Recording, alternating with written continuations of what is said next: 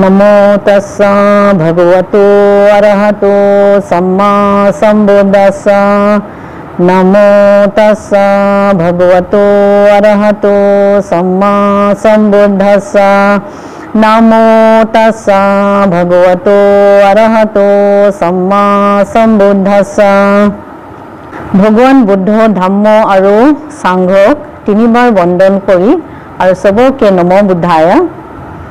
আজি আমি राजकुमार सिद्धार्थर बिया चाम। राजकुमार सिद्धार्थ अति सोनकाले पढ़ा शुना शेष करिले। शेष करार पाছত रजा शुद्धोधने राजकुमार सिद्धार्थर कारणे तीनिटा महल बनाई दिছিল। एटा महल गरम दिनर कारणे, एटा महल ठंडा दिनर कारणे और एटा महल बारिषा दिनर कारणे। अकल राजमहले নহয়, रजाय बहुत धुनिया बागिचाओ बनाई दिছিল जत राजकुमारे फूर्ति करिब पारे। 80टा मुनि और कन्दान्य पंडिते रजा शुद्धोधनक सावधान करि थैছিল जे जेतियाय राजकुमार सिद्धार्थए बुढ़ा मानुह, बेमारी मानुह, मरा मानुह और सन्यासी देखे तेतिया राजकुमार सिद्धार्थर घर एरिबोलै इच्छा जाब। एइटु शुनि रजा शुद्धोधने सब बुढ़ा मानुह बिलाকক, बेमारी बिलाকক राजकुमार ओसरत जाबोलै माना करिছিল और राजकुमारर चाकर चाकरनीबुरो युवक युवती अकल आसिल। तथापिও राजकुमारे सदाय चिंतित হৈ থাকে। तो এইটো देखि रजाय एदिन ज्ञानी पंडित बिलाকক आको माति सुधिले जे राजकुमारे इमान चिंतित হৈ থাকে, कि करिले ভাল हब। तेतिया ज्ञानी बिलाके कले जे राजकुमार एतिया 16 बছर हल, एतिया धुनिया राजकुमारी बिचारी राजकुमारर बिया पाति दिब लागे। हेतु शुनि रजा शुद्धोधने सन्तुष्ट हल और एदिन देशर जिमाने राजकुमारी आछे और धुनिया छोवाली बिलाকক सबके मातिले। माति मेली रजाय राजकुमार सिद्धार्थक कले हिहतर परा छोवाली बिलाकर परा एजनी बासी निजर अर्धांगिनी बनाबोलै कले।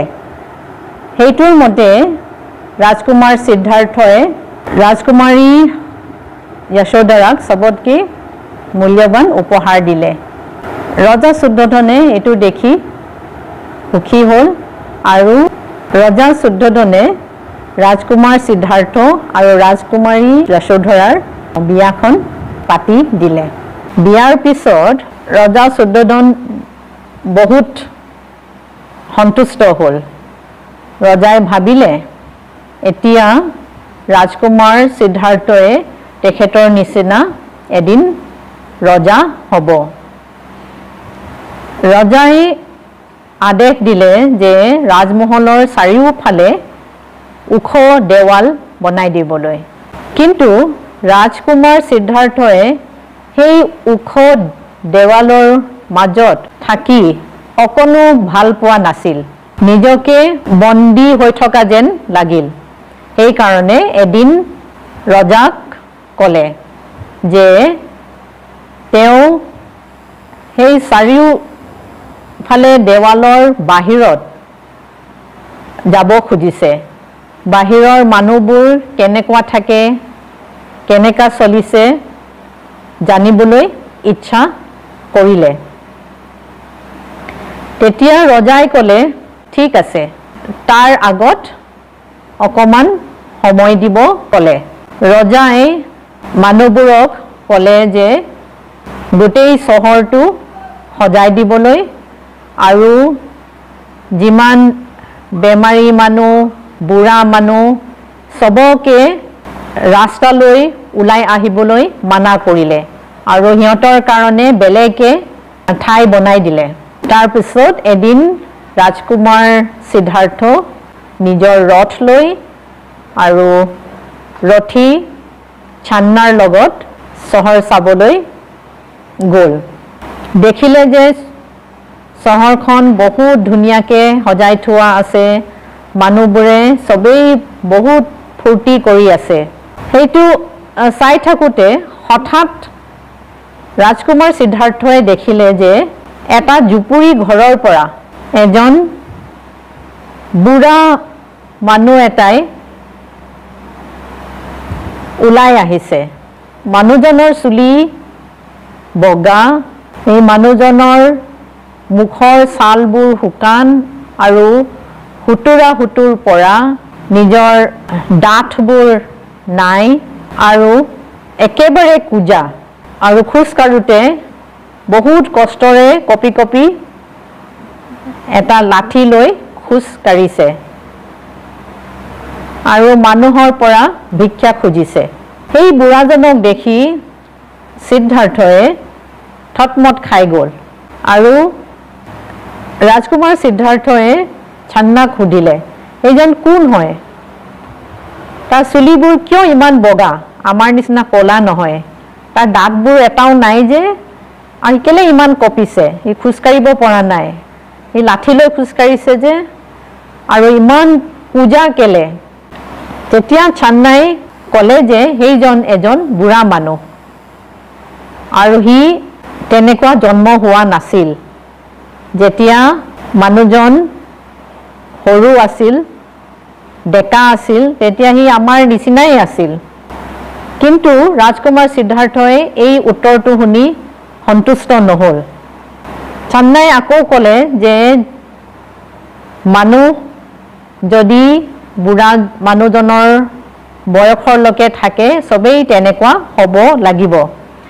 এইটো শুনি ৰাজকুমাৰে চান্নাক ক'লে, ব'লা আমি আকৌ ঘূৰি যাওঁ, ৰাজমহললৈ ঘূৰি যাওঁ। আৰু ৰাজকুমাৰে অকল এই বুঢ়া মানুহজনৰ কথাকে ভাবি থাকিলে যে চবেই বুঢ়া হ'ব লাগিব, চবেই এই বুঢ়া মানুহজনৰ নিচিনা হ'ব লাগিব, যিমানে শক্তিশালী হওক, যিমানে ধনী হওক, যিমানে ধুনীয়া হওক, চবেই সেই বুঢ়া মানুহজনৰ নিচিনা হ'ব লাগিব। সেই ৰাতি ৰজা শুদ্ধোধনে ৰাজমহলত ডাঙৰ পাৰ্টি দিছে। তাত বহুত ধৰণৰ খোৱা ব্যৱস্থা কৰিছে, বহুত নাচনীয়ে নাচিছে, কিছুমান বহুত ধুনীয়া। কিন্তু ৰাজকুমাৰ সিদ্ধাৰ্থৰ মনত এইটোৱে আহিছে যে চবেই এদিন বুঢ়া হ'ব লাগিব, আৰু ভাবিলে যে ইয়াক বন্ধ কৰিবলৈ কিবা উপায় আছে নেকি। ৰজাই এই ঘটনাটো শুনি বহুত চিন্তিত হ'ল। সি ভাবিলে এতিয়া ৰাজকুমাৰে বুঢ়া মানুহটো দেখিলে আৰু ৰাজমহল এৰি যাবলৈ ইচ্ছা কৰিব। সেইটো ভাবি ৰজাই ৰাজকুমাৰৰ কাৰণে আৰু ডাঙৰ পাৰ্টি দিবলৈ ধৰিলে আৰু বহুত ধুনীয়া ধুনীয়া ছোৱালী তেওঁৰ ওচৰত নাচিবলৈ দিলে, তেওঁৰ ওচৰত পঠিয়ালে। কিন্তু ৰাজকুমাৰে অকণো সন্তুষ্ট হোৱা নাছিলে আৰু ৰজাক ক'লে যে তেওঁ আৰু এদিন চহৰ ফুৰিবলৈ ইচ্ছা কৰিছে, কিন্তু এইবাৰ মানুহবিলাকক খবৰ দিব নালাগে। ৰজা শুদ্ধোধনে ৰাজকুমাৰক আকৌ চহৰলৈ পঠাবলৈ ইচ্ছা নাছিল, কিন্তু ৰাজকুমাৰক অনুমতি দিলে। এইবাৰ ৰাজকুমাৰ সিদ্ধাৰ্থ আৰু চান্না ভাল ঘৰৰ ডেকাৰ নিচিনা সাজ পোছাক পিন্ধি চহৰলৈ গ'ল, যাতে কোনেও সিহঁতক চিনি নাপায়। চহৰত গৈ দেখিলে যে এইবাৰ চহৰখন সাজি থোৱা নাছিলে, মানুহবোৰো ধুনীয়া ধুনীয়া সাজ পোছাক পিন্ধা নাছিলে। এইবাৰ ৰাজকুমাৰে দেখিলে যে সাধাৰণ মানুহবোৰে নিজৰ নিজৰ কামত ব্যস্ত হৈ আছিল। কমাৰে দা কটাৰী বনাই আছিল সোণৰ ধুনীয়া ধুনীয়া অলংকাৰ বনাই আছিলে আৰু মিঠাইৱালাবিলাকে বিভিন্ন ধৰণৰ মিঠাই বনাই আছিলে তো ৰাজকুমাৰে গোটেইটো লক্ষ্য কৰি ভাবিলে মানুহবোৰে নিজৰ নিজৰ কামত ব্যস্ত আৰু সিহঁতে সুখী তাৰ পিছত ৰাজকুমাৰে দেখিলে যে এজন মানুহ মাটিত পৰি আছিলে সেই মানুহজনে নিজৰ পেটটো ধৰি মাটিত ছটফটাই আছিলে আৰু জোৰ জোৰকে চিঞৰি কান্দিব ধৰিলে তাৰ গাত বেগুনীয়া ফুট আছিলে আৰু চকুবোৰ উলটাই দিছিলে আৰু উশাহটো বহুত কষ্টত লৈ আছিলে এইটোক দেখি ৰাজকুমাৰ সিদ্ধাৰ্থ দয়ালু স্বভাৱৰ কাৰণে দৌৰ মাৰি এই মানুহজনৰ ওচৰত গৈ মানুহজনক মাটিৰ পৰা উঠাই এই ব্যক্তিজনৰ মূৰ তেখেতৰ কোলাত লৈ সুধিব ধৰিলে কি হৈছে তোমাৰ কি হৈছে কিন্তু মানুহজনে একো উত্তৰ নিদিলে অকল কান্দিয়ে আছিলে তেতিয়া ৰাজকুমাৰে ছান্নাৰ ফালে চাই সুধিলে ছান্না এই মানুহজনৰ কি হৈছে কেলে ই একো মাত দিয়া নাই তাৰ চকুবোৰ কেলে উলটাই দিছে তেতিয়া ছান্নাই ক'লে এই মানুহজনৰ প্লেগ বেমাৰ হৈছে সেই বেমাৰটোৰ কাৰণে মানুহজনৰ গাবোৰ বিষ কৰিছে আৰু পুৰি আছে আৰু সেইটোৰ কাৰণে মানুহজনে একো কথা ক'ব পৰা নাই তেতিয়া ৰাজকুমাৰ সিদ্ধাৰ্থই ছান্নাক আকৌ সুধিলে এনেকুৱা মানুহ আৰু আছে নেকি নে অকল ইয়াৰে এনেকুৱা হৈছে তেতিয়া ছান্নাই উত্তৰ দিলে নহয় ৰাজকুমাৰ এনেকুৱা মানুহ বহুত আছে আৰু আপুনি যদি মানুহজনক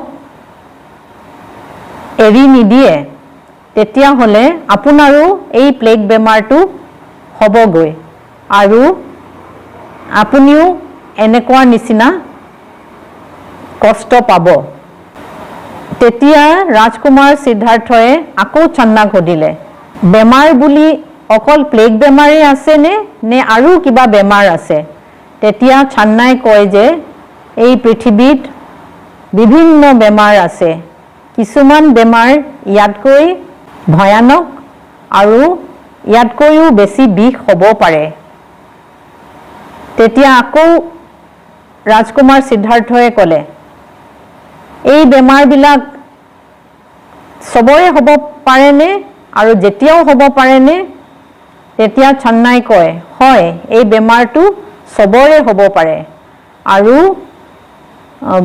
কেতিয়াবাকে গম নোপোৱাকেও হৈ যাব পাৰে এইটো শুনি ৰাজকুমাৰ সিদ্ধাৰ্থই দ্বিতীয়বাৰৰ কাৰণে বহুত দুখ কৰিলে তাৰ পিছত ৰাজকুমাৰে ছান্নাক ক'লে ব'লা ৰাজমহললৈ ঘূৰি যাওঁ এইটো কৈ সিহঁতে আকৌ ৰাজমহললৈ ঘূৰি আহিলে ৰাজমহললৈ ঘূৰি অহাৰ পিছতো ৰাজকুমাৰ সিদ্ধাৰ্থই অকল বুঢ়া মানুহ আৰু বেমাৰী মানুহটোৰ কথাই ভাবি থাকে সেইটোক দেখি ৰজা শুদ্ধোধনে বহুত দুখ কৰিলে কেইদিনৰ পিছত ৰাজকুমাৰ সিদ্ধাৰ্থই আকৌ এবাৰ চহৰলৈ যাওঁ বুলি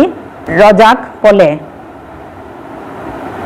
ৰজাই অনুমতি দিলে এইবাৰ ৰাজকুমাৰ সিদ্ধাৰ্থ আৰু ছান্না আগৰ নিচিনাকে ভাল ঘৰৰ যুৱকৰ সাজ পোছাক পিন্ধি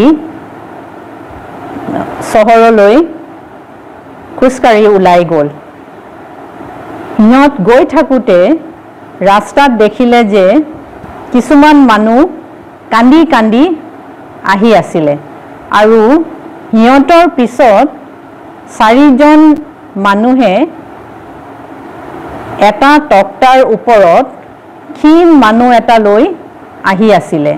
সেই ক্ষীণ মানুহজন অকণো লৰচৰ কৰা নাছিলে আৰু কোনো আৱাজ দিয়া নাছিলে।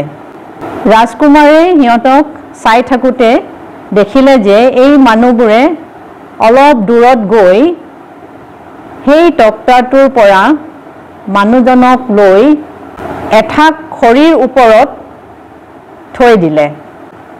তাৰ পিছত সেই খৰিখিনি জ্বলাই দিলে। সেইটো দেখি ৰাজকুমাৰ সিদ্ধাৰ্থই থতমত খাই গ'ল আৰু সুধিলে, কেলে সেই মানুহজন একো মাত দিয়া নাই? সিহঁতক তেওঁক জ্বলাবলৈ কিয় অনুমতি দিছে? চান্না, কি হৈছে এইবোৰ?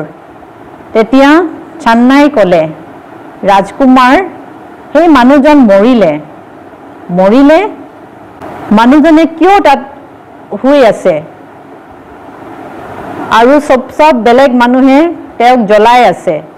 তেতিয়া চান্নাই ক'লে যে ৰাজকুমাৰ, সেই মানুহজন মৰিলে। ৰাজকুমাৰে ক'লে, মৰিলে কি চবেই মৰিব লাগিব নেকি? তেতিয়া চান্নাই কয়, হয় ৰাজকুমাৰ, চবেই এদিন নহয় এদিন মৰিব লাগিব। জীয়া বস্তু সকলো মৰিব লাগিব। এই কথাষাৰ শুনি ৰাজকুমাৰ বহুত আচৰিত হৈ গ'ল আৰু ভাবিলে যে এইটোতো বৰ বেয়া বস্তু। চবেই মৰিব লাগেনে? ৰজাই হওক, ৰাজকুমাৰে হওক, চবেই মৰিব লাগিব। সেইটো ভাবি ৰাজকুমাৰৰ মনত বহুত দুখ হ'ল। এই মৰণটো কোনোবাই বন্ধ কৰিব নোৱাৰেনে? ৰাজকুমাৰে ভাবিলে আৰু চান্নাক কৈ আকৌ ৰাজমহললৈ ঘূৰি আহিলে। ঘূৰি আহি ৰাজকুমাৰ সিদ্ধাৰ্থই নিজৰ ৰুমত গোটেই দিনটো থাকিলে আৰু ৰাজকুমাৰে ভাবিলে যে চবেই এদিন মৰিব লাগিব। এইটো কোনেও বন্ধ কৰিব নোৱাৰেনে? মই বিচাৰিব লাগিব, এটা উপায় বিচাৰিব লাগিব। এইটো কেনেকৈ বন্ধ কৰিব পৰা যায় আৰু মই এইটো বিচাৰি চব সংসাৰৰ চবকে সহায় কৰিব লাগিব। ইয়াৰ পাছত ৰাজকুমাৰে অকল এই কথাখিনি মনত পেলাই দুখ কৰে। ৰাজকুমাৰ সিদ্ধাৰ্থ আৰু চান্নাই এদিন চতুৰ্থবাৰৰ কাৰণে চহৰলৈ গ'ল। এইবাৰ এটা বাগিচাত খোজকাঢ়ি থাকোঁতে এজন মানুহ দেখিলে। সেই মানুহজন দেখিবলৈ বহুত সুখী। মানুহজন কমলা ৰঙৰ সাজ পিন্ধিছে আৰু চুলিবোৰ নাই। সেই মানুহজনক দেখি ৰাজকুমাৰ সিদ্ধাৰ্থয়ো বহুত সুখী হ'ল আৰু ৰাজকুমাৰ সিদ্ধাৰ্থয়ে সেই মানুহজনক দেখি চান্নাক সুধিলে, সেই মানুহজন কোন হয়? সি দেখিবলৈ ইমান সুখত আৰু শান্তিত আছে, সি কি কৰে, ক'ত থাকে? তেতিয়া চান্নাই কয়, সেই মানুহজন এজন সন্যাসী। মানুহজন মন্দিৰত থাকে আৰু জীৱিকাৰ কাৰণে ঘৰে ঘৰে যায় আৰু মানুহবোৰক কেনেকুৱা সুখত থাকিব লাগে আৰু ভাল মানুহ হ'ব লাগে এই কথাবোৰ বুজাই দিয়ে। এইটো শুনি ৰাজকুমাৰ সিদ্ধাৰ্থই ভাবিলে ময়ো এনেকুৱাই হ'ব লাগিব। সেইটো কৈ মনত খুব ফূৰ্তি হ'ল। তাৰপিছত বাগিচাটোত খোজকাঢ়ি থাকোঁতে অলপ পিছত অলপ ভাগৰ লাগিলে। ভাগৰ লগাৰ পিছত এটা গছজোপাৰ তলত গৈ জিৰণি ল'লে। জিৰণি লৈ থাকোঁতে এজন মানুহে আহি ৰাজকুমাৰ সিদ্ধাৰ্থক এটা খবৰ দিলে। তেখেতক ক'লে যে তেখেতৰ পত্নী যশোধৰাই এটা ল'ৰাক জন্ম দিলে। সেইটো শুনি ৰাজকুমাৰ সিদ্ধাৰ্থই ক'লে, মোৰ কাৰণে ৰাহুলা এটা জন্ম হ'ল। ৰাহুলা মানে বাধা। তেতিয়াৰ পৰা ৰাজকুমাৰ সিদ্ধাৰ্থৰ ল'ৰাটোৰ নাম ৰাহুলা হৈ গ'ল। বাগিচাটোৰ পৰা ৰাজমহললৈ ঘূৰি আহোঁতে কিচ্ছা গৌতমী নামৰ এজনী ৰাজকুমাৰীৰ ৰুমৰ আগেদি পাৰ হৈ যাওঁতে ৰাজকুমাৰীয়ে ৰাজকুমাৰ সিদ্ধাৰ্থক দেখি জোৰকে ক'লে, এই ৰাজকুমাৰজনৰ মাক, দেউতাক আৰু পত্নী কিমান যে সুখী হ'ব। ৰাজকুমাৰ পাৰ হৈ যাওঁতে এই কথাষাৰ শুনিলে। শুনি নিজকে ভাবিলে, মানুহে আচল সুখ আৰু স্বাৰ্থপৰ সুখ বুজি পালে আৰু সুখী হ'লহেঁতেন। এইটো কৈ আজিৰ পাঠটো ইমানতে সমাপ্ত কৰিছোঁ। সাধু সাধু সাধু।